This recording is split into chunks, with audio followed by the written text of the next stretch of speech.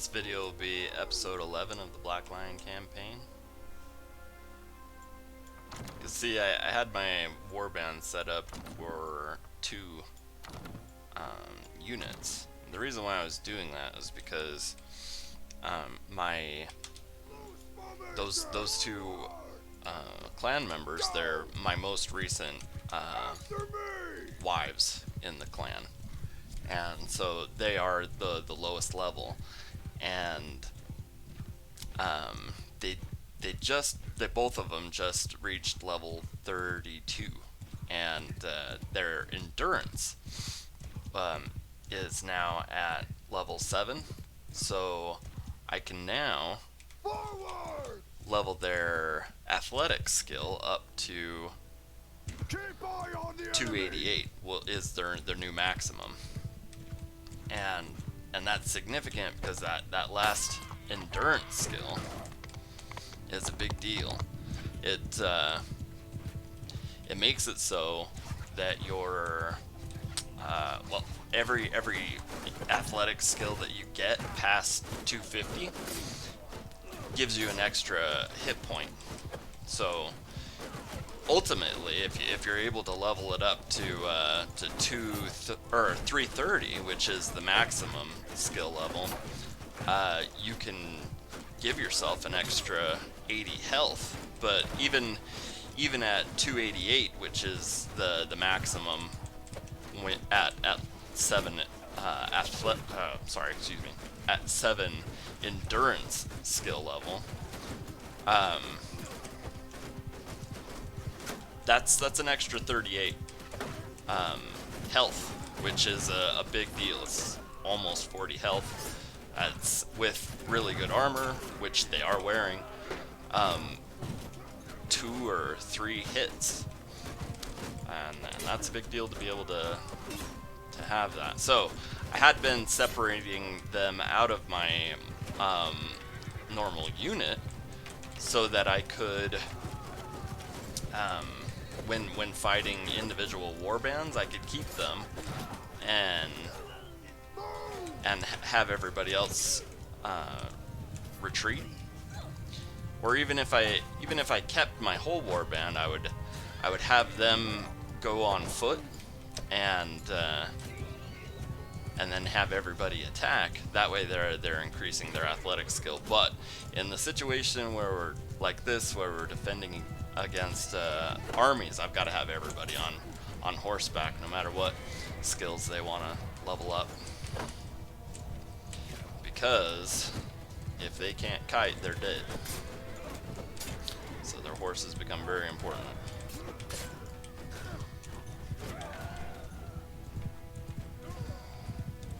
Kind of getting a view. It looks like we've got some more time for these infantry. Become an issue. I'm gonna back them up now.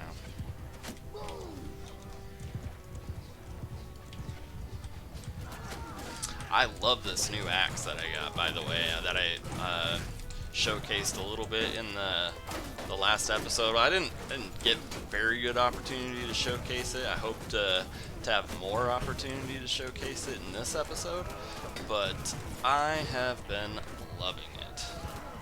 I highly recommend.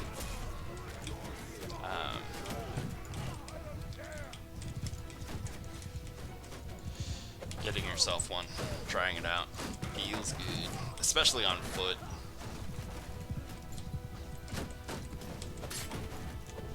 I'm not entirely sure what the enemy's doing right now. I sure hope they're not routing it.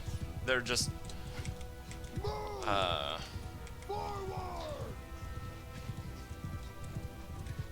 meeting up with their reinforcements. I'm gonna try and reposition back on their position so that my guys can fill them full of arrows while they're doing that.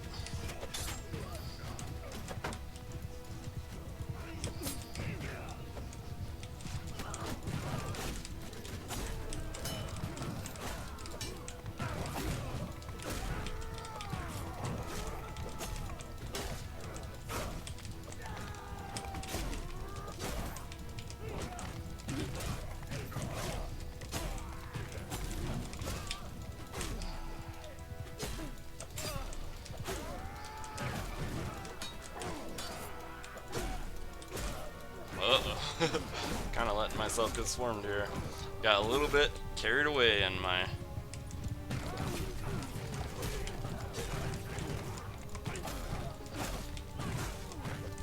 harrying of these peasants. What were they thinking? 1,250 peasants against 85 nobles? Give me a break.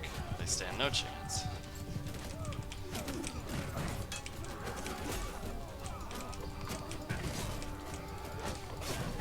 But I'll take the kills.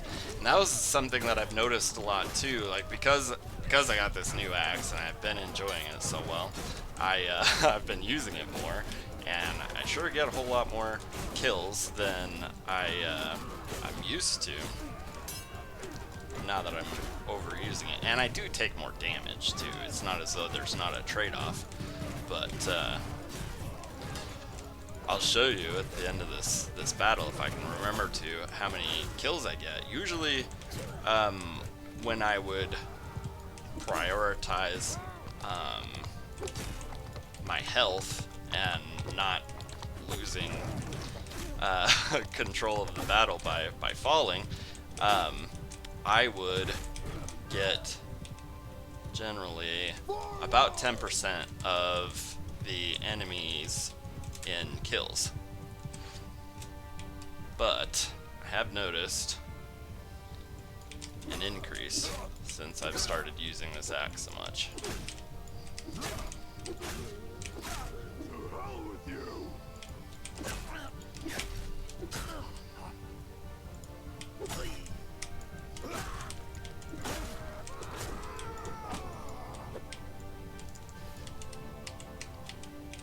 I got close.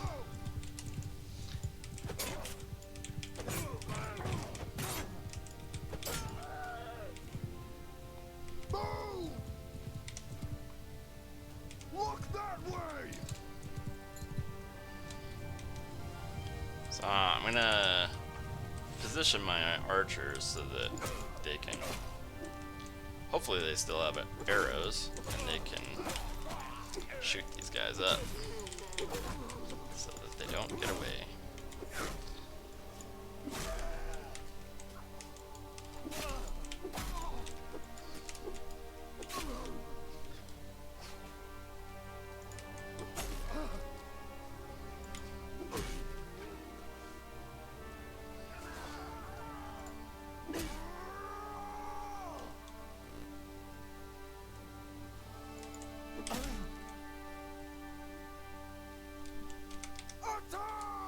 Go ahead and give the attack order. It seems like there's probably still a couple hanging around on the map somewhere. Oh yeah, there's still 3 brave archers still in the fight. You know what, I'm just gonna have these guys retreat altogether, and I'm gonna fight these guys alone. They deserve it. Oh, there's a noble in here too, I love it.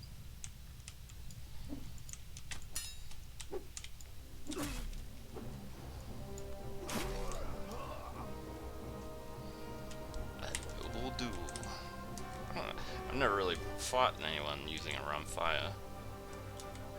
It's a rare thing. Come on, dude. There. Sorry. That was a lot lamer than I was hoping it would be. But anyway, here's how many kills I got. I got, you know, well over the 10%. I got probably about 13%. Is that? I don't know. Not that great at math.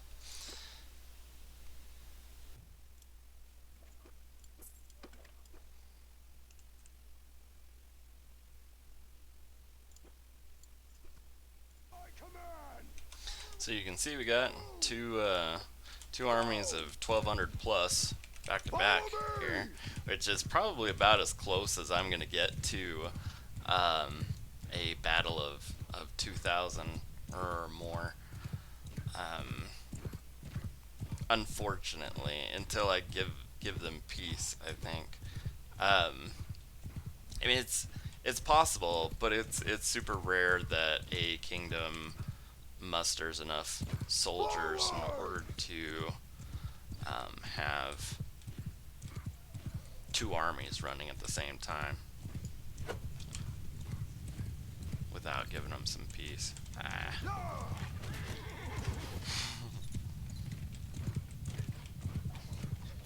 Soldiers! Will to enemy! Disappointed that I didn't get that noble kill there, but it's okay. They thought it was a good idea to come at us infantry first, and then they thought better of it. Looks like the cavalry might be coming along. You might have noticed in the last couple of episodes that I had been situating myself at the bottom of the hill, but I found that at the bottom of that hill down there, because I didn't feel like I had enough time to get up to this better location before my enemies could, you know, traverse the bridge and make that difficult for me. But turns out that my guys are plenty fast, and we can go ahead and do that. I'd love to be on the other side of these infantry rather than facing their shields. Not only because it gives me their backs to swing at instead of their shields, but because I'm in the way of my archers up front like this. While they can't hit me, their arrows won't actually do any damage to me. I do get in the way of their shots, and so it is worth it to stay out of their way as much as possible, even though you're not running the risk of them killing you.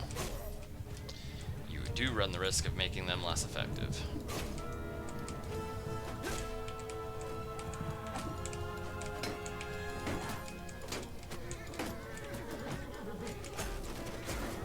There we go.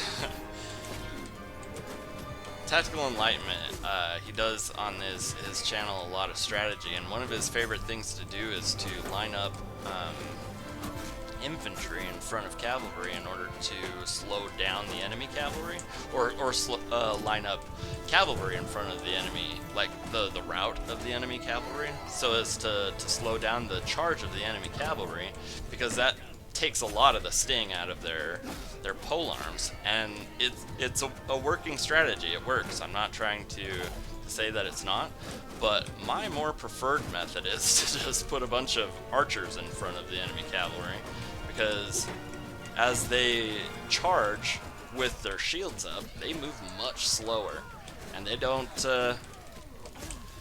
get much use out of their charge if they're having to hold up their shield because of the barrage of arrow fire that they're being overwhelmed by.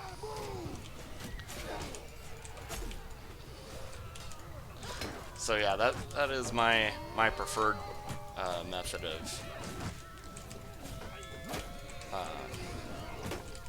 negating the effectiveness of the cavalry is just archers, and more archers.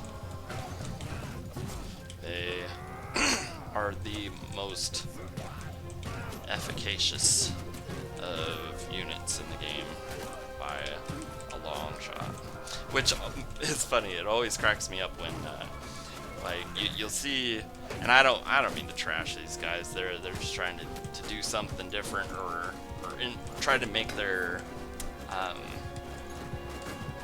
campaign interesting, to a novelty to watch. But it's funny because you see a lot of the time what they'll do, they'll be like, archer only campaign, so we're only going to use archer troops. And I'm like, well, congratulations. You've picked the very best troop to use, so it's not really interesting. And even when they mix it up for and make it a crossbows only campaign, that's still some of the best units in the game. And arguably, some of the best units in the game because uh, they're so available. You can go to one enemy town and force them to give you recruits and get 50. Well, I have gotten upwards to 50. It's not a common thing. You usually get like between 20 and 40 troops from that one engagement. And not only are you getting troops, but you're leveling the troops that you already have through the experience of fighting the militia and peasants that the village offers as resistance to your tyranny. But also, like, you can discard if you've got a steward that's 120, which isn't difficult to get. Has a stewardship skill of 120. You can discard both the weapons and the armor and level the troops up as you're recruiting them quicker than you would if you were just recruiting troops from your own towns. And I really like crossbows because, well, I was gonna say I'll get into that some other time. Like when I begin to start taking fiefs, I'll show you guys. But I'll iterate it in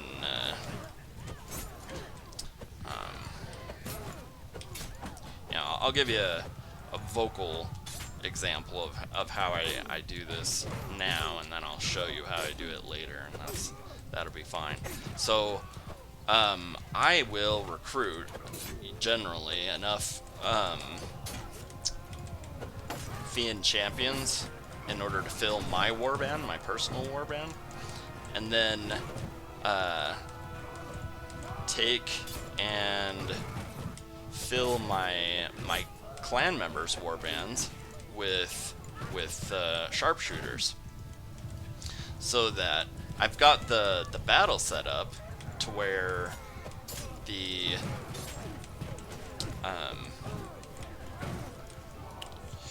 strongest troops are loaded into the battle first, and so well, and this may be specific to back when I would run battles that were only 400 units large, because I could then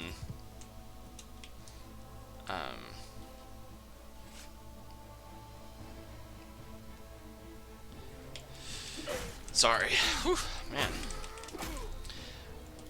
I could then count on my Fiend champions being the units that loaded into the battle, and because of that, my warband would get credit for like 99% of the kills, which is just the way I want it to be. I want to get the loot. I don't care about my clan members' warbands getting the loot. I want to be able to reap the benefit of having all of that loot. I'm still trying to get the best kit, the perfect character still. So yeah, I want to be the one getting all the loot, and I want to be the one getting all the experience for like when your troops kill enemies in battle, and you have the level 75 medicine perk that makes it so that you try and heal up any of the enemies that fall in battle. You get medicine skill perk.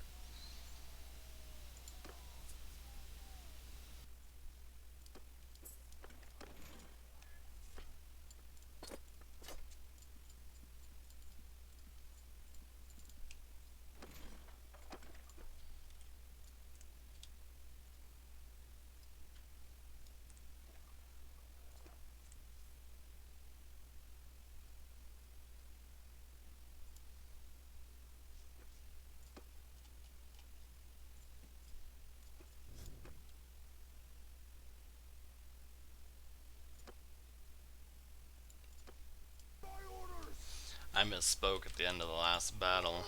I said you get medicine skill perk, but what I meant to say was you get medicine skill EXP because of that perk when your enemies get felled in battle. So yeah, gotta get that EXP.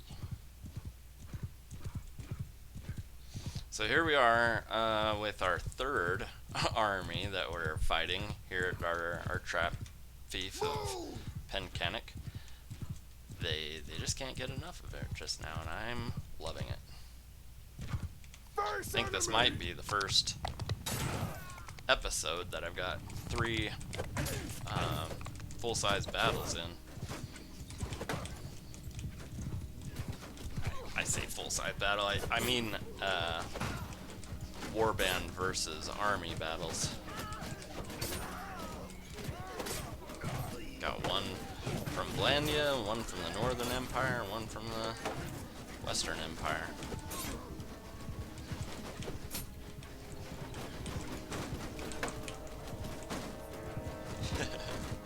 I can't wait to get that javelin perk. Once I reach level 60, I will be able to get the 250 javelin perk, which makes it so that you can throw javelins through shields. That'll be so nice.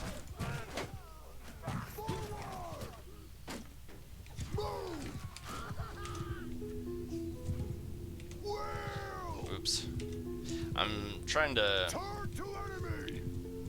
turn my my unit so that they're facing more directly the whole of the enemy troops here. And you do that using the F3 F1 command. I've in the past I was just rewatching some of my episodes today, and I pointed out that you can use the F3 F1 command in order to reorient your troops, but hilariously, I said it right the first time I was describing the function of this command. You know, it's F3 F1, but ever after that I said it F1 F3, which is the charge command, and absolutely doesn't do what I was trying to you know, tell people how to do. So that was a little something funny, and I thought it was worth reiterating because I did it wrong first time. It's F3 F1, just to re-clarify. And it's super valuable because it's hard to reposition your troops which direction they're facing in the middle of the battle.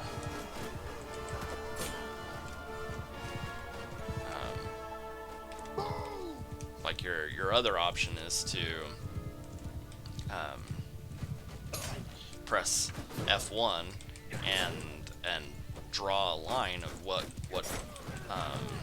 where you want them to be, and if you forget if you forget that it's left to right formation, then you might accidentally, you know, position your guys where you want them to be, but have them facing the wrong direction. So yeah, it's a lot easier to just press F3 and then point in the direction you want them to face, and then hit F1. Works very nicely. Let's see how many arrows we've got. Okay, we still got like a quarter of our arrows. We're running out of map to retreat to. Oops.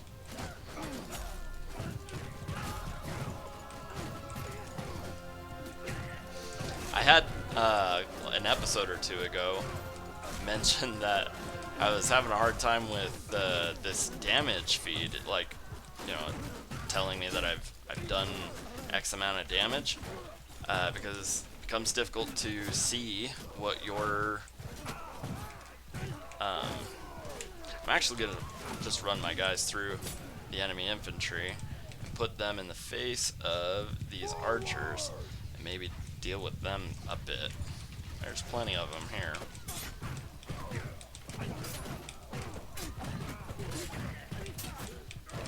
Yeah, anyway, that damage feed kind of gets in the way. It makes it so it's difficult to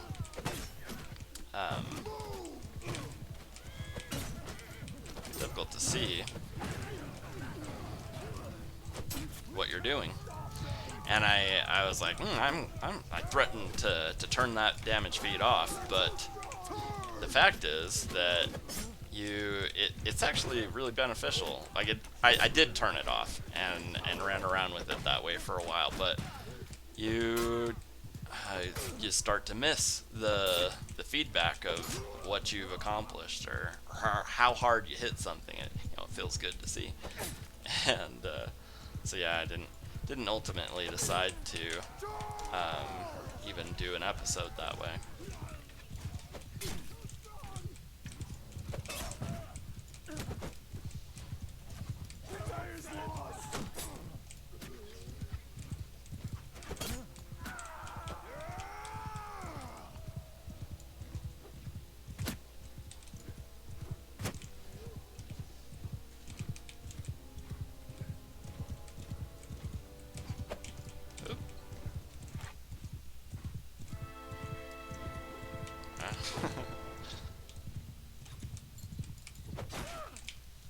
All right. I missed them twice, and then a clan member came along and cleaned them up. I suppose that's fair. That's what I get for being inaccurate. Give 'em hell!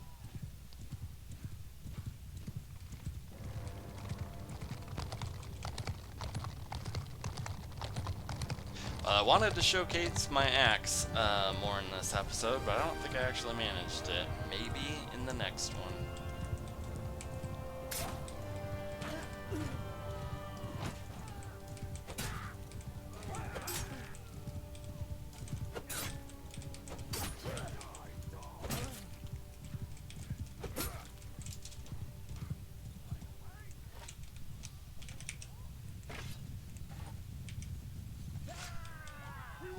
They got him. He's getting all positioned to take care of him, and they took care of it for me. I didn't get very many kills that time. Anyway, this has been episode 11 of the Black Lion campaign, and I hope you have a great rest of your day.